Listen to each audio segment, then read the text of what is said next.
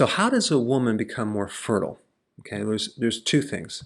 Number one, you have to avoid things that interfere with the endocrine system, and that would be avoiding something called endocrine disruptors by consuming organic foods and staying away from pesticides, insecticides, herbicides, fungicides, things like that. I have a lot of information on that. I'll put some links down below. But in this video, we want to talk about what to take to enhance fertility.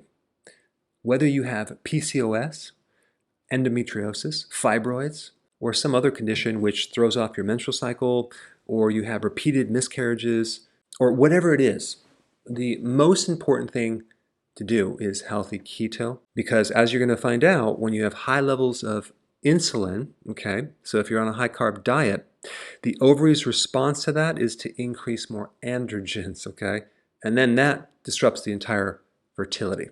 So get on healthy keto.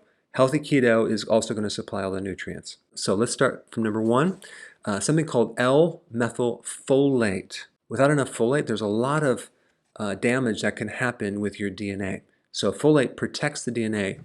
Especially when you get pregnant, you don't want to have any type of mutations or damage to the DNA because the body's going to have a natural tendency to abort. Okay, so folate, very important. Number two is zinc. Zinc is very, very important in making sure that the egg matures properly from a small little follicle to a fertile egg. And it just so happens that sperm is loaded with zinc, and so that zinc is essential to make sure that that egg survives. All right, next point is selenium. Selenium is a powerful trace mineral. It's an antioxidant. It has many different purposes, one being decreasing the risk for a miscarriage. Also, it supports the fluid around the egg. And so if there's any type of free radical damage or oxidation going on, it's going to protect that by soaking up those free radicals. Okay, number four, vitamin D. Vitamin D supports the uterus. It also supports the placenta, and it decreases the risk of PCOS, okay? Number five, omega-3.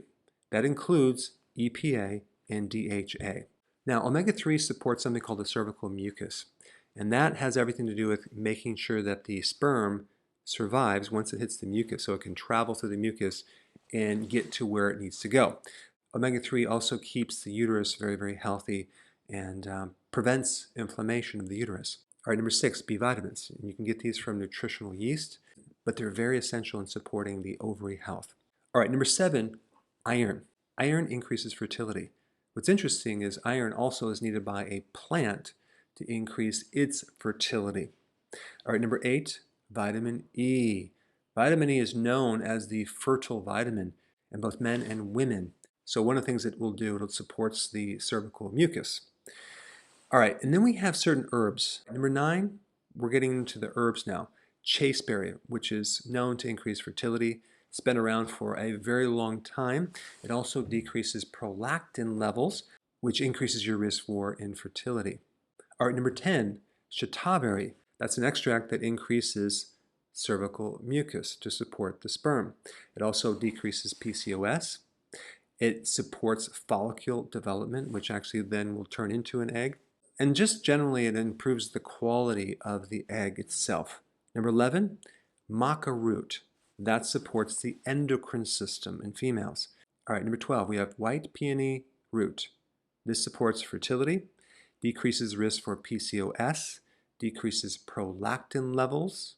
It will also inhibit endometriosis, and it also has something called aromatase, which converts testosterone to estrogen. So if someone has PCOS, this would be really, really good to take as well. And number 13, this is a form of inositol called D-chiroinositol. Inositol is essential for the axis between the hypothalamus, pituitary, and the gonads. So it can help a lot of female problems, including making insulin more sensitive. And if you noticed throughout this entire video, PCOS is a common thing that will make you infertile. And it all has to do with keeping your insulin lower. All right, thanks for watching. Hey, before you go real quick, I have a course entitled How to Bulletproof Your Immune System. It's a free course. I want you to take it. And here's why. Here's you. Here is your environment. Everyone is focused on this over here, avoiding your environment. But what about here? What about strengthening your immune system? That's what's missing. This course will show you how to bulletproof yourself, and so you can tolerate and resist your environment much better by strengthening your own immune system. I put a link down in the description right down below. Check it out and get signed up today.